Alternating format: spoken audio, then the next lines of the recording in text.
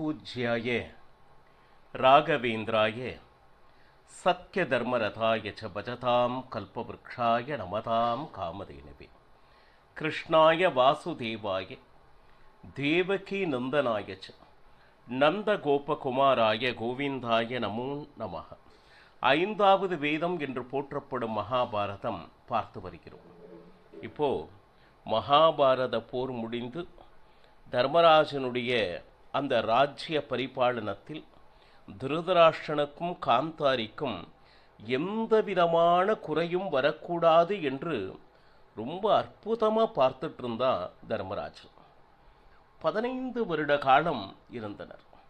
ஆனால் பீமசேனன் வயதாகியும் இவங்களுக்கு வைராக்கியம் வரவில்லையே அப்படின்னு சொல்லிட்டு 100 குழந்தைகள் இழந்த பின்பும் யாருக்கு நாம் துரோகம் செய்தோமோ, ராஜ்யத்தை தரமாட்டேன் என்று மறுத்தோமோ, அவர்கள் வீட்டில் அன்னம் உண்டு கொண்டிருக்கிறீர்களே, இது நாய் சாப்பிடும் போஜனத்தை போன்றது என்று ஒரு கடினமான வார்த்தைகளால் பீமசேனன் என்ன சொல்லுது, மனதை காயப்படுத்தும்படி இருந்தது.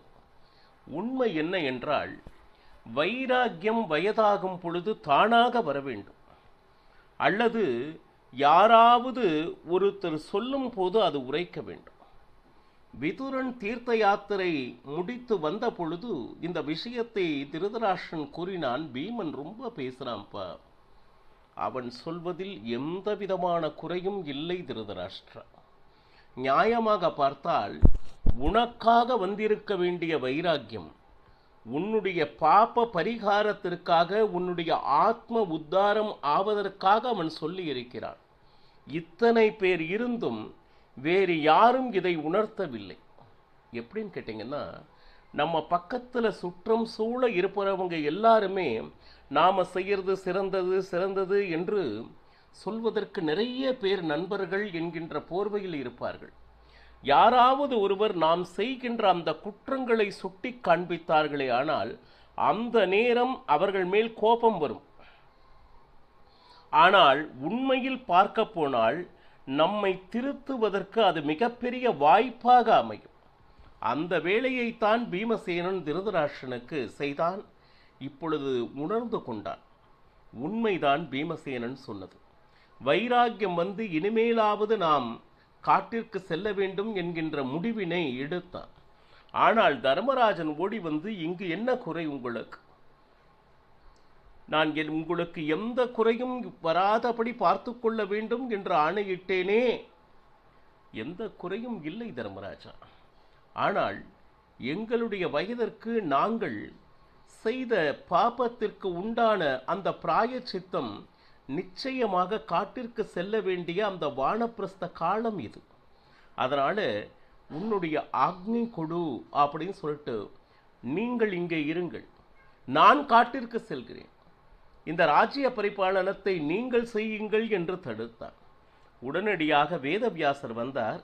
வந்து, திருதராஷ்டிரர் சொல்வது உண்மை, அவருடைய வயது, அவருடைய புதல்வர்களை இழந்தது, இது அனைத்தும் சேர்ந்து பார்த்தால் நிச்சயமாக அவர் வானப்பிரஸ்தம் செய்வதே உத்தமம் என்று வேதவியாசர் சொன்ன உடனே தர்மராஜன் ஒப்புக்கொண்டார். இப்போ இந்த இடத்துல ஒரு காலம் வரை நாம் வாழ்ந்து முடிந்து உண்டு, மிகுத்த இருக்கக்கூடிய காலங்கள் இறைவனே கதி என்று, அந்த வாழ்நாளில் நாம் செய்த பாபங்கள் ஏதாவது நம் நினைவில் அப்படி வந்து கொண்டே இருந்தால் அதற்கு உண்டான பிராயச்சித்தத்தை தேடுகின்ற வயது அந்த வயோதிகம் என்று சொல்லப்படுகிறது. இதில் என்னன்னா, ஆனால் தடுத்து கொண்டிருந்தான் தர்மராஜன். எந்த விதமான கஷ்டமும் எனக்கு இல்லை, நீங்கள் இருங்கள் அப்படின்னா சொன்னான். ஆனால் வேதவியாசர் சொன்ன உடனே, என்னுடைய பரிபூர்ண ஆக்ஞை, தாராளமாக சென்று வாருங்கள் என்கின்ற அனுமதியும் கிடைத்தாய்த்து. இதில் என்ன அப்படின்னு கேட்டிங்கன்னா, அடுத்து திருதராஷ்டிரனுடைய பார்வை முழுக்க அந்த தேசத்தில் இருந்த பிரஜைகள் மேல் விழுந்தது. அந்த பிரஜைகள் அத்தனை பேரையும் அழைத்து அவர்கள் முன் திருதராஷ்டிரன் பலவிதமான வார்த்தைகளை கூறுவதாக மகாபாரதம் சொல்கிறது. இப்போ எப்படின்னு கேட்டிங்கன்னா, தர்மராஜன் முதலில் எப்படி ராஜ்ய பரிபாலனம் செய்ய வேண்டும் என்கின்ற உபதேசத்தை தர்மராஜனுக்கு கொடுத்தான் திருதராஷ்டிரன். அதாவது, தயவு செய்து யார் யாரை நம் அருகில் வைத்து கொள்ள வேண்டும் அப்படிங்கிறதுல வித்தை தெரிந்தவர்களை என்னைக்குமே நம் பக்கத்திலேயே வச்சிருக்கணும். எந்த ஒரு ஆபத்து வந்தாலும் நாம் எப்படி நடந்து கொள்ள வேண்டும் என்கின்ற அந்த சூக்ஷ்மத்தை அவர்கள் மூலம் நாம் கற்றுக்கொள்ள வேண்டும் அப்படின்னு சொல்லிட்டு, அது எப்படின்னா, அனுபவத்திலும் பெரியவர்களாக இருக்க வேண்டும், படிப்பிலும் தலை சிறந்தவர்களாக இருக்க வேண்டும். இவர்களை என்றுமே நம் சூழ வைத்திருக்க வேண்டும் என்று தர்மராஜனுக்கு ஒன்று உபதேசம். இரண்டாவது, எப்பவுமே தலை சிறந்த ஞானிகள் என்று சொல்வார்கள்.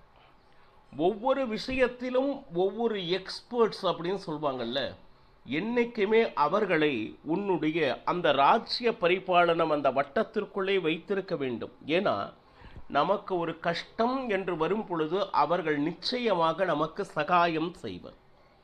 அப்புறம் அடுத்து, மந்திரியாக செய்பவர்கள் யாராக இருந்தாலும் அவர்களுடைய கை சுத்தமாக இருக்க வேண்டும். இதை நன்றாக பரீட்சித்து அதற்கு பின் அவர்களை மந்திரியாக்கும். ஏன்னா கை சுத்தம் மட்டுமல்ல, அவர்கள் எந்தெந்த வம்சத்திலிருந்து வந்தவர்கள், அவர்களுடைய மனம் எவ்வளவு களங்கம் இல்லாமல் இருக்கிறது, இவர்களால் எந்த விதமான தவறும் நம்ம ராஜ்யத்திற்கு கெட்ட பெயரும் வந்துவிடாதா, இதையெல்லாம் யோசித்தே அவரை நீ மந்திரியாக்க வேண்டும்.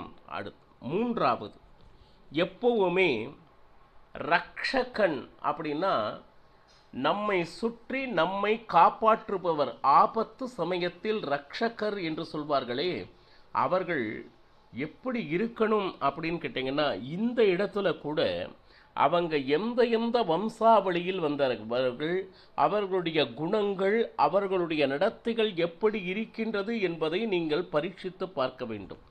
அது மட்டுமல்ல, ரக்ஷகர்னா சமையல் செய்பவர் கூட. எப்படின்னு கேட்டிங்கன்னா, ஆபத்து எந்த வழியில் வேண்டுமானாலும் ராஜனுக்கு வரலாம். அப்போ சமையல் செய்பவனுடைய மனநிலை, அவனுடைய வம்சம் எப்படிப்பட்டது, அதில் யாரானும் எங்கேயாவது தவறு செய்திருக்கிறார்களா, இதையெல்லாம் ஆராய்ந்த பின்னே அருகில் இருக்கக்கூடிய ரக்ஷகரையும் சமையல்காரரையும் நியமிக்க வேண்டும். இன்னும் சொல்ல போனா, இந்த அந்தப்புறத்தில் இருக்கக்கூடிய மகளிர், அவர்களையெல்லாம் ரட்சணை செய்பவர்கள் எப்படி இருக்கணும் அப்படின்னா, ஒழுக்கத்தில் சிறந்தவர்களாக இருக்கிறார்களா என்பதை பரீட்சித்து அதற்கு பிறகு நீ அவர்களை நியமிக்க வேண்டும் அப்படின்னு சொல்லிட்டு, அதே மாதிரி நல்ல வித்தை தெரிந்தவர்களை மந்திரியாக வைத்து கொண்டால் பாதி வேலை முடிந்து விட்டது தர்மராஜா அப்படின்னு சொல்றான். ஏன்னு கேட்டிங்கன்னா, இந்த வித்யாவந்தர்னா அவர்களுக்கு தபம் ஜாஸ்தி. அது மட்டுமல்ல, வித்யா புத்தி மிகச்சிறந்தவர்களாக இரகசியமான விஷயங்களும் அவர்கள் அறிவர். அந்த நேரத்தில் நமக்கு என்னென்ன நமக்கு தோன்றவில்லையோ அதையெல்லாம் ஆபத்து காலத்தில் எடுத்து நம்மை காப்பதற்கு அவர்கள் உதவுவார்கள். அதே மாதிரம் ஏதாவது இரகசியமான விஷயங்களை பகிர வேண்டுமென்றால் அந்த குறுகிய வட்டம் இருக்க வேண்டும். குறிப்பாக 2 அல்லது 3 பேர், அவர்களிடத்தில் மட்டும் அந்த இரகசியங்களை பகிர்ந்து கொள்ள வேண்டும். அது எப்படி அப்படின்னா, அதை பேசக்கூடிய இடம் தனிமையானதாக இருக்க வேண்டும். அந்த ஜாகம், அந்த இடமானது அந்த 3 பேரை தவிர அந்த நாட்டில் வேறு யாருக்கும் தெரியாததாக இருக்க வேண்டும். இன்னும் சொல்ல போனா, மனிதர் மட்டுமல்ல, பிராணிகளும் அங்கு நடமாட முடியாத ஒரு இடமாக இருக்க வேண்டும். காரணம் என்ன அப்படின்னு கேட்டிங்கன்னா, இந்த குரங்கு, இந்த பக்ஷி, இதெல்லாம் என்ன செய்யணும்னா, அந்த காலத்துல எல்லாம் பறந்து இந்த தூதுவுக்காக அனுப்புறது. திடீர்னு இப்போ இந்த காலத்தில் சொன்னால் ஒரு டேப் ரெக்கார்டர் அதுக்குள்ளே வச்சு ஆன் பண்ண வச்சு அங்கே நடக்கிறத கேட்குற மாதிரி, அந்த மாதிரி கூட பல விஷயங்கள் ஒற்றர்கள் மூலமாக தெரிந்து கொள்ளக்கூடிய பல மறையான விஷயங்கள் நடந்திருந்தது. அதனால் பட்சிகளும் பிராணிகளும் நடமாட முடியாத இடமாக இருக்க வேண்டும் அப்படின்னு சொல்லிட்டு ராஜ்யன் எவ்வளவு விஷயத்தை தீர்க்கமாக யோசித்து இருக்க வேண்டும் என்பதனை திருதராஷ்டிரன் தர்மராஜனுக்கு கூறிக்கொண்டு இருக்கிறார். பனிஷ்மெண்ட், குற்றங்களுக்கு உண்டான தண்டனைகள் எப்படின்னா எல்லோருக்கும் ஒரே மாதிரி இருக்கக்கூடாது தர்மராஜா. எப்படி அப்படின்னா அவரவர் செய்த தவறுகள் எந்த சூழ்நிலையில் அவர்கள் செய்கிறார்கள் அதற்கு தகுந்த தண்டனையை கொடுப்பதாக இருக்க வேண்டும். எப்படி அப்படின்னா சன்மார்க்கத்தில் இருப்பவர்கள் அப்படின்னு சிலர், அவர்களுக்கு எந்த குறையும் இல்லாதபடி பார்ப்பது உன்னுடைய கடமை. அதே போல துர்மார்க்கம் என்று சொல்வார்கள், தப்பான நடத்தை இருப்பவர்கள், அவர்களுக்கு கண்டிப்பாக உண்டா அந்த சிக்ஷை, அந்த தண்டனை கொடுத்தே ஆக வேண்டும். இன்னும் முக்கியமாக பணத்தை பெற்றுக்கொண்டு சில வசதிகளை யார் ஒருவர் செய்து கொடுக்கிறார்களோ அவர்களை நிச்சயமாக உண்டான தண்டனை அவர்களுக்கு கொடுத்தே ஆக வேண்டும். அடுத்து எப்படி அப்படின்னா வருவோர் போவோரிடம் ஆயுதங்களை காட்டி வழிப்பறி செய்பவர்கள், அப்புறம் அவர்களுக்கு கண்டிப்பாக தண்டனை விதித்தே ஆக வேண்டும். எப்படின்னா அடுத்து நானே பெரிய ரவுடி என்று அவர்களாகவே ஒரு முடிவெடுத்து ஒரு உயிரை கொள்ளும் அளவிற்கு சிலர் இருப்பாங்கல்ல. இப்போ நாம் என்ன சொல்கிறோம், பேச்சு விளக்கில் ரவுடிகள், இந்த கட்ட பஞ்சாயத்து இப்படிலாம் சொல்கிறாங்கல்ல. அதே போல் பொய் சொல்லி வியாபாரம் செய்பவர்கள், அப்புறம் கோபம்னா எல்லாருக்குமே வரது இல்லையா, ஆனால் எல்லை மீறிய கோபம் உடையவர்கள், அதுபோக கொலை செய்வதற்கும் அஞ்சாதவர்கள், அதே மாதிரி மற்ற யாரையும் என்ன சொல்லுது வசைபாடி மற்றவர் மனதை என்ன சொல்லுது காயப்படுத்துபவர்கள், இவங்க அத்தனை பேரும் தண்டிக்கப்படக்கூடியவர்கள் என்று திருதராஷ்டிரன் இவ்வளவு விஷயங்களை தர்மராஜனிடம் கூறினார். இது அனைத்தும் என்னை விட நீ நன்றாக அறிவாய், இருந்தாலும் வயது முதிர்ந்தவன் என்கின்ற நிலையில் நான் உனக்கு இந்த உபதேசங்களை கூறினேன் அப்படின்னு சொல்லிட்டு, இப்போ அடுத்து அனைத்து பிரஜைகளும் இருக்கும் பொழுது திருதராஷ்டிரன் கூறிய வார்த்தைகள் மிக மிக மிக வினயமானது. எல்லா பிரஜைகளும் காலகாலமாக எங்களுடைய நாட்டில் நீங்கள் இருப்பவர்கள், கொஞ்சம் நினைச்சு பாருங்க, நீங்க இது நாள் வரை நான் என்ன தவறு செய்தேனோ, முதலில் ஏதாவது இருந்தால் அதை மன்னித்தருள வேண்டும். இப்பொழுது என்னுடைய வயோதிகம் காரணமாக நான் காட்டுக்கு செல்வதாக உத்தேசித்துள்ளேன்.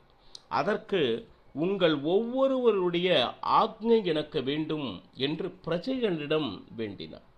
காரணம், இதில் தயவு செய்து யோசிப்பதற்கு எதுவுமே இல்லை. வயது முதிர்ந்து இனிமேல் உங்களுடைய அனைத்து விஷயங்களையும் தர்மராஜன் பார்த்து கொள்வார். இன்னும் சொல்ல போனால் இத்தனை நாட்கள் நாம் ஒருவர் மீது ஒருவர் அவ்வளவு அன்பையும் விசுவாசத்தையும் வைத்து கொள்ளும். இப்பொழுது எனக்கு நிஜமாலுமே வயது ஆனபடியால் முழுமையான சந்தோஷத்தோடு யாருடைய வற்புறுத்தலும் பேரும் இல்லாமல் நானாக காட்டிற்கு செல்வதாக என்ன சொல்லுது உத்தேசித்துள்ளேன். வேண்டும் அளவுக்கு உண்டான செல்வம் இருக்கிறது. இன்னும் சொல்ல போனால் துரியோதனன் இந்த அஸ்தினபுரத்தை ஆண்ட பொழுது இருந்த செல்வத்தை விட பல மடங்கு செல்வம் இப்பொழுது அந்த அஸ்தினபுரத்தில் குடிக்கொண்டிருக்கிறது. இன்னும் சொல்லப்போனால் என்னை போன்ற வயதானவர்களுக்கு காடே கதி, நாடு நல்லதல்ல. இப்போ இதில் என்னன்னு கேட்டிங்கன்னா, இந்த ராஜ்யம் சாமானிய ராஜ்யம் அல்ல. சந்தனு காலத்தில் இருந்து அந்த ஊரினுடைய பிரஜைகளுக்கு என்ன ஒரு குறை இருந்தாலும் அது அத்தனையும் நிறைவேற்றி தந்தது. அதற்கு பிறகு பீஷ்மாச்சாரியார், நான் மற்றும் எனக்கு என்னுடைய மகனான துரியோதனன் அத்தனை பேரும் காத்த பூமி இது. இதில் என்னன்னா, இதில் ஏதாவது தவறு செய்திருந்தால், உங்களை ஏதோ ஒரு விதத்தில் காயப்படுத்தியிருந்தால் அதற்கு உண்டான மன்னிப்பை இப்பொழுது நான் கேட்டுக்கொள்கிறேன். இன்னும் சொல்லப்போனால் என்னை பொறுத்தவரை துரியோதனன் எந்த கெடுதலும் உங்களுக்கு செய்யவில்லை என்றுதான் நான் நினைக்கிறேன். பார்க்க போனால் துரியோதனனை துஷ்டன் துஷ்டன் என்றுதானே கேள்விப்பட்டு இருக்கிறோம் என்றால், துரியோதனனுக்கு பொறுத்தவரையிலும் வேஷம் அனைத்தும் பாண்டவர்கள் மேல்தான் இருந்ததே ஒழிய, ஆனால் பிரஜைகள் மேல கோபம் இல்லை என்றுதான் சொல்ல வேண்டும். இன்னும் சொல்ல போனா எல்லாரையும் அரவணைத்து வைத்திருந்தான், தன் பக்கம் வைத்திருந்தான். எப்படி அப்படின்னு கேட்டீங்கன்னா, உத்தங்க ரிஷிகள் எவ்வளவு பெரிய விஷ்ணு பக்தர் அவரே துரியோதனுடைய அபிமானியாக இருந்தார். எவ்வளவு நடந்த பொழுதும் துரியோதனை விட்டு கொடுக்காதவன் பலராமனே இருந்தான். அப்படி இருக்கும் பொழுது பல பேருக்கு நல்லவனாக இருந்திருக்கிறான். ஆனால் இதில் என்ன ஒரு விஷயம் என்றால், அவன் மனது களங்கமானது, கெட்ட சுபாவம் உடையது. தன்னை கெட்டவன் என்று யாரிடமும் அவன் பிரகடனப்படுத்தி கொண்டதில்லை. நல்லவன் போல நடித்தவன் என்பதை நாம் உணர வேண்டும். மேலும் என்ன நடந்தது என்பதனை நாளையும் பருகலாம். சர்வம் ஸ்ரீ கிருஷ்ணார்ப்பணமஸ்து. ஹரே ஸ்ரீனிவாசா.